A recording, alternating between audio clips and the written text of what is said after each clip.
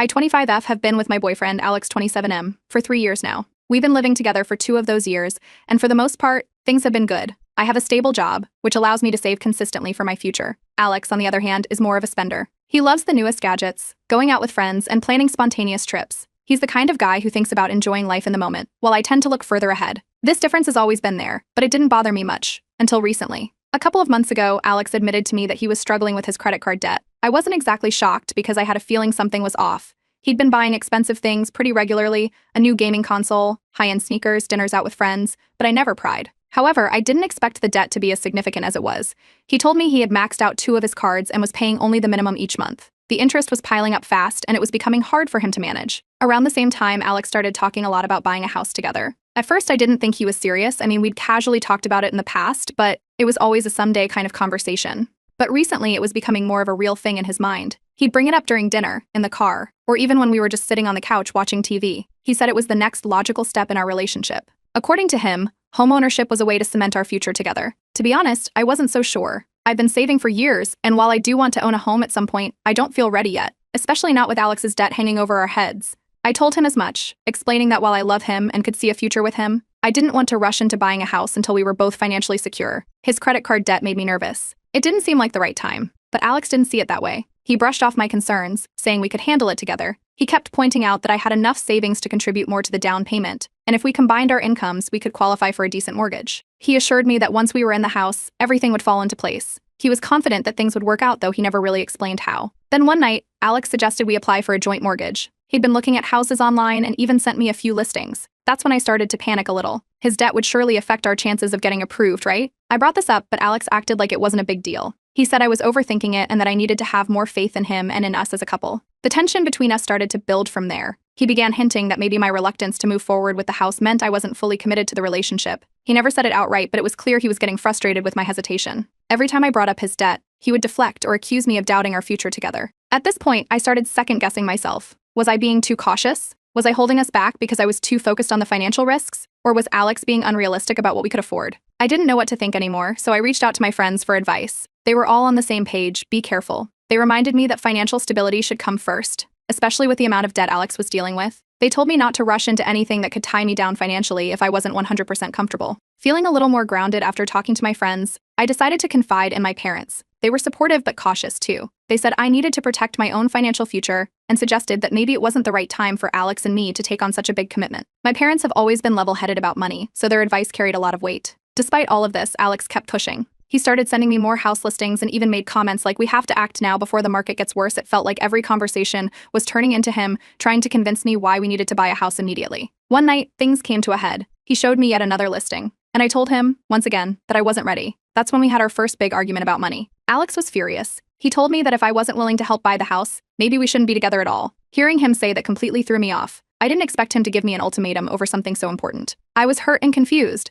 It felt like he was trying to emotionally manipulate me into making a decision I wasn't ready for. Now I'm left wondering if this is a huge red flag or if I'm just overreacting. I love Alex, but I can't help but feel uneasy about everything that's happening. The pressure, the debt, the rush, it's all starting to weigh on me more than I thought it would. I don't know what to do. Update 1. After Alex's ultimatum, I spent the entire night tossing and turning. I couldn't stop replaying his words in my head: "If you're not willing to help me buy the house, maybe we shouldn't be together." It felt like everything we'd built over the past 3 years was now teetering on the edge because of this one massive decision. But the more I thought about it, the more confused I became. Was I being too careful, or was he just not taking our financial reality seriously? The next morning, neither of us brought it up. It was like we both silently agreed to ignore the conversation, but the tension hung heavy in the air. We went about our usual routine, getting ready for work, making coffee, but there was this uncomfortable silence between us. Over the next few days, things stayed this way. We avoided the topic of the house entirely, as if not talking about it would make the problem go away. But of course it didn't. Instead, Alex's attitude started to shift. He began making these passive-aggressive comments like how everyone else we knew was buying homes and settling down. He even pointed out a couple we both knew from college who had just bought their first house. It felt like every conversation was his way of indirectly criticizing my decision not to move forward with the house. He'd dropped these little comments, but I knew what he was getting at. Then, a new development happened. His parents got involved. We were at a family gathering, and his mom, late 50s female, casually mentioned that it was such a great time to buy a house. She didn't say it outright, but I could feel the pressure building. His parents had always been supportive of our relationship, but now they were hinting that they thought Alex and I would be buying a home and settling down soon. It was clear they had no idea about Alex's financial situation, or they just didn't care. It was subtle, but I could sense the push from them too. They saw homeownership as the next logical step for us, and it made me feel even more cornered. Despite all this, I stood firm. I didn't feel ready, and no amount of pressure was going to change that. I thought maybe Alex would back off, give me some space to think, but instead, he bought a new gaming console. It wasn't cheap either, it was one of those limited edition ones that came with all the accessories. Seeing him spend that kind of money so casually, despite knowing he was deep in credit card debt, made my stomach drop. How could he be so reckless? It raised even more doubts in my mind about whether we were truly on the same page financially. That's when I started questioning our financial compatibility. I had always known we had different approaches to money, me being more of a saver, and him being the spender, but now it felt like a bigger issue than I had realized. I began wondering if we were ever going to align when it came to saving for the future or making responsible financial decisions.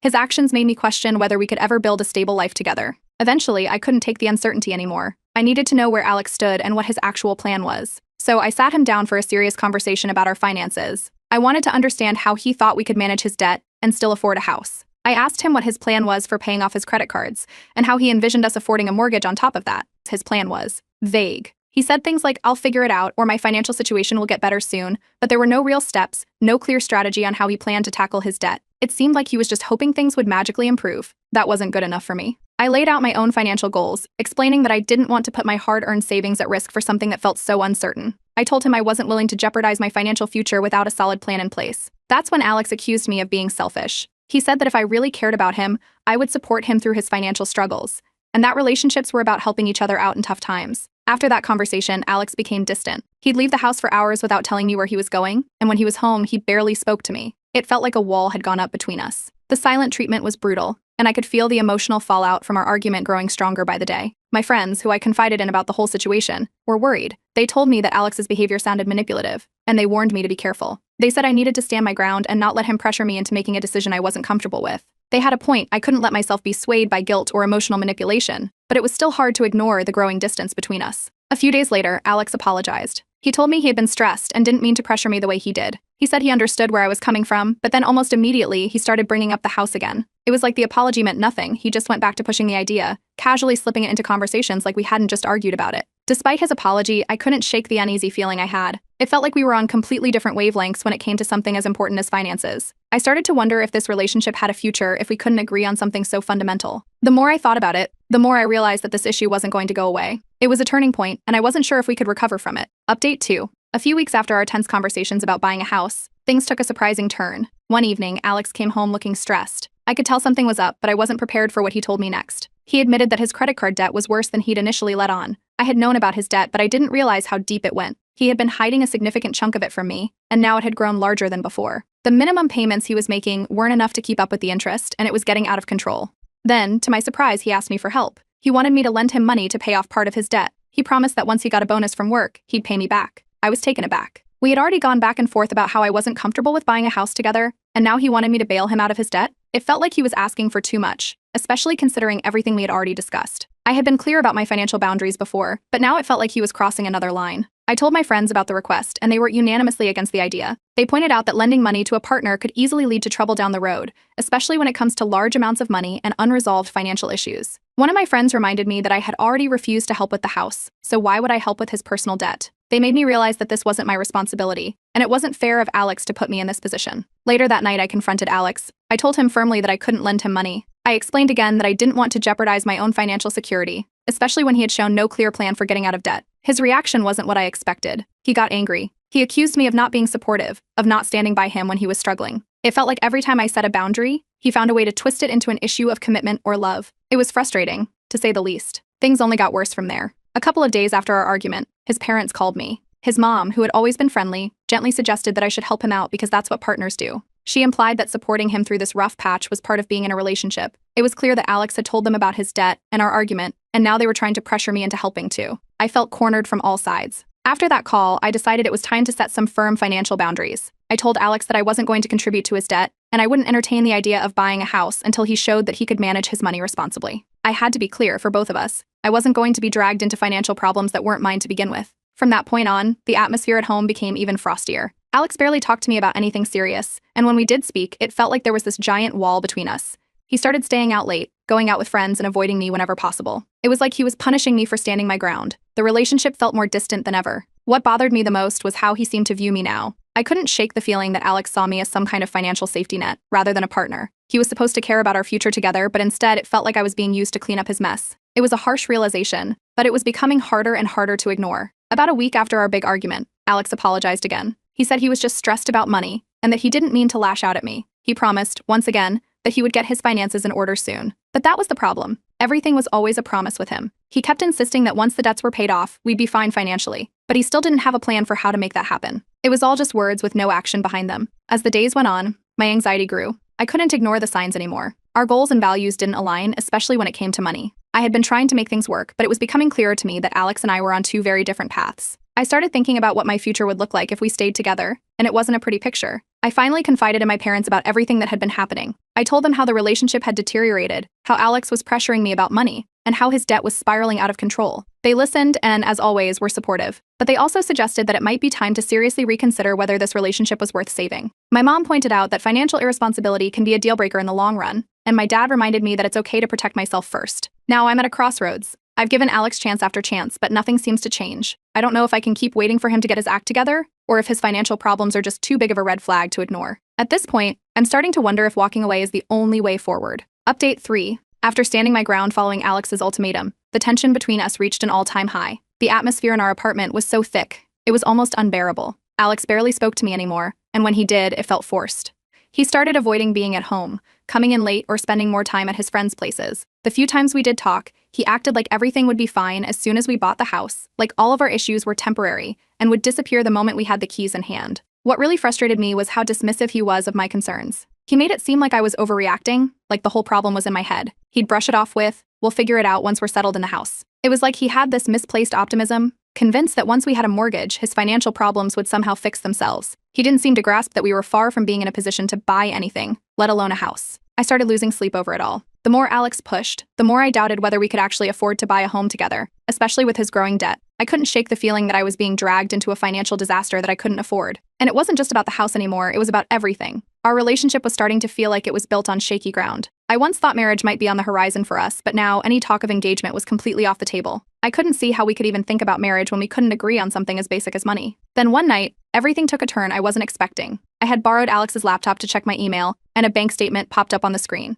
I wasn't snooping. Honestly, I didn't think much of it at first. But as I skimmed the document, something caught my eye. There were multiple transactions related to an online gambling site. My stomach dropped. He had never mentioned gambling to me before, not even once. When I confronted Alex about it later, he denied it at first. He tried to make it seem like it wasn't a big deal, saying it was just a little fun and that I was blowing things out of proportion. But as I pressed him for answers, I realized there was more to the story. He had been gambling for months and had racked up even more debt than he'd initially disclosed. He admitted that he'd been hiding it from me because he was afraid I would leave him if I knew the full extent of his financial situation. At that moment, the betrayal hit me hard. Not only had he been lying about the amount of debt he was in, but he had also been engaging in behavior that made things even worse. I had already been worried about our finances, and now this. It felt like the ground had completely fallen out from under me. I didn't know if I could trust him anymore. Unsure of what to do, I decided to seek legal advice. I didn't want to end up in a situation where I was responsible for his debts, especially if things continued down this path. I wasn't sure if I wanted to stay with him, but I knew I had to protect myself, just in case. I spoke with a lawyer to understand what my options were and how I could safeguard my savings and assets. It was an uncomfortable step to take, but I felt like I had no other choice. When I told Alex that I had spoken to a lawyer, he flipped out. He accused me of planning to leave him all along, twisting the narrative to make it seem like I was the one betraying him.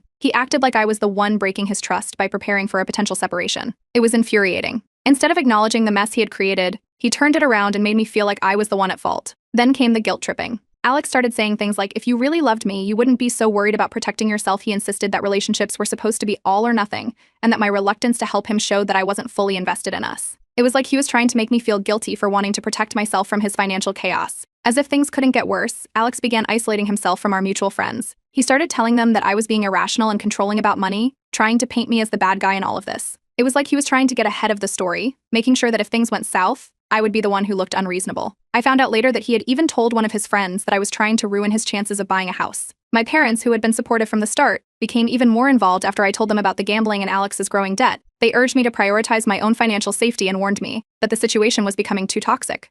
They were worried about how manipulative Alex was being and reminded me that I needed to take care of myself, first and foremost. Now, I feel like I'm approaching a breaking point. I love Alex, but I don't know if I can continue in a relationship where I feel more like a financial safety net than a partner. Every day, it becomes clearer that we're not on the same page about money, about trust, about what it means to build a future together. And I don't know if there's any coming back from that. Update 4. After weeks of tension, silence, and emotional manipulation, I reached a point where I seriously began to consider leaving Alex. The constant back and forth, The lies about his debt and the revelation of his gambling had taken their toll. I talked to my friends about it, and they all said the same thing. Maybe it was time to walk away. My family, too, was urging me to make a decision soon. They knew how much stress the situation had caused me and didn't want me to feel trapped any longer. Alex must have sensed something, because almost overnight, his behavior shifted. He suddenly became more affectionate, going out of his way to make grand gestures, like cooking elaborate dinners or planning a weekend getaway. It was such a stark contrast from how distant he had been before, and while part of me wanted to believe he was making an effort, another part of me couldn't shake the feeling that it was all driven by guilt. He was trying to win me back, but I wasn't sure if it was out of love or because he feared losing his safety net. Then Alex suggested we try couples therapy. I wasn't sure what to think. On one hand, it seemed like a positive step forward, an acknowledgement that we needed help to sort out our issues. On the other hand, I wondered if it was just another way for him to avoid addressing the real problems. Still unsure of my next steps, I agreed to go to a few sessions, hoping that maybe, just maybe, it would help us resolve things. Therapy didn't go as I'd hoped. In the sessions, instead of focusing on his financial irresponsibility or the fact that he'd been lying about his debt, Alex doubled down. He made it seem like I was the one holding us back, that I was too cautious and afraid of commitment. He painted a picture of our relationship as one where I was unwilling to move forward because of my own issues with trust. It felt like the whole conversation had been flipped on me. The therapist, however, didn't let it slide. She pointed out that Alex's gambling and hidden debts were significant problems that needed to be addressed before we could think about moving forward. But even then, Alex brushed it off. He said he would handle it the same vague promise he'd made to me before. I left the session feeling like nothing had changed. Not long after that, we had another explosive argument. After therapy, Alex started pushing the idea that I was too focused on the negatives, that I couldn't see how good our life could be if we just bought the house. He insisted that once we were settled, everything else would fall into place. I was so frustrated, I couldn't understand how he could ignore all the warning signs, his debt, and the damage to our trust, just because he had this fantasy about owning a home together. And then came an unexpected twist. One day, Alex came home excited. He had gotten a promotion at work, and with it, a raise. He was convinced that this changed everything. According to him, the raise meant we finally had the financial stability to move forward with the house, and he didn't waste any time looking at listings again. It felt like every step forward we took, we ended up right back at square one. Despite his raise, I couldn't shake my caution. I reminded him that while the promotion was great, it didn't erase the fact that he still had a mountain of debt, or that his gambling was still a huge issue. But Alex didn't see it that way. He kept insisting that the promotion was a sign, that we were finally ready to take the next step. Without even consulting me, he started setting up viewings for houses, sending me addresses and dates as if I would just go along with it. That was the last straw. I flipped the ultimatum on him. I told him, plain and simple, if he didn't show real progress in paying off his debt and addressing his gambling, I was leaving. I wasn't going to continue this cycle of broken promises and emotional manipulation. This was my final stand. Alex was stunned. He didn't see it coming. He tried to downplay my concerns again, saying I was overreacting. He argued that he was making more money now and that we could handle the debt together. But for the first time in a long time, I felt clear-headed. I calmly told him that his raise didn't fix the root of our problems and that trust had to be rebuilt before we could even think about moving forward with something as serious as buying a house. That's when Alex started to panic. He offered to get rid of his gambling accounts and even suggested setting up a separate savings account for the house to show me he was serious. But by then, I wasn't swayed by empty promises anymore. I told him that actions would speak louder than words.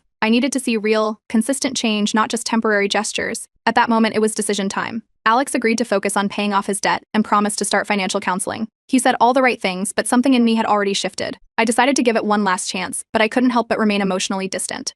But I was already preparing myself for the worst, unsure if there was any hope left for us. Now, everything is riding on what Alex does next. Will he finally take responsibility, or are we just repeating the same cycle? Either way, I know that this is his last chance. If he doesn't change, I'm ready to walk away, for good. Update 5. After I gave Alex the ultimatum, he started going to financial counseling. For a brief moment, I thought there was a chance things might turn around. He attended the first couple of sessions, but it didn't take long for his enthusiasm to fade. He started complaining about the sessions, saying they were boring, or that the counselor didn't understand him. Soon enough, he began skipping appointments, always finding some excuse for why he couldn't make it. At that point, I wasn't surprised anymore. It felt like this was just another broken promise in a long list of them. Then, the gambling resurfaced. Despite swearing up and down that he had quit, I caught him gambling online again. This time, it wasn't just a small amount like he'd claimed before. He had blown through a significant chunk of his paycheck, and I found out because he accidentally left one of his bank statements lying around. Seeing those transactions, after everything we'd been through, felt like the final straw. I didn't confront him right away. Instead, I quietly made up my mind. I realized that no matter how many promises Alex made, his behavior wasn't going to change. His financial recklessness had been a constant strain on our relationship, and it had finally reached a breaking point. I knew I couldn't stay with someone who continued to make the same mistakes over and over again, without taking real responsibility. I started preparing to leave. First, I transferred all my savings into a separate account, something I should have done much earlier. I didn't want to risk him having access to any of my money, even by accident. Then I started looking for a new place to live. I didn't tell him anything about my plans, wanting to keep everything as quiet as possible until I was ready to go. A few days later, I confided in my parents about my decision. They had been supporting me throughout the entire ordeal, and when I told them I was ready to leave, they didn't hesitate to help. They offered to assist me with the move and agreed to keep everything discreet. I didn't want Alex to know until the last possible moment. I knew that if I told him too soon, he'd try to manipulate me into staying, and I wasn't going to let that happen. The final confrontation came one evening. I had everything in place by then, so when I confronted Alex about the gambling, I was fully prepared for whatever would follow. He tried to deny it at first, but I showed him the proof, the bank statement that clearly listed all the gambling transactions.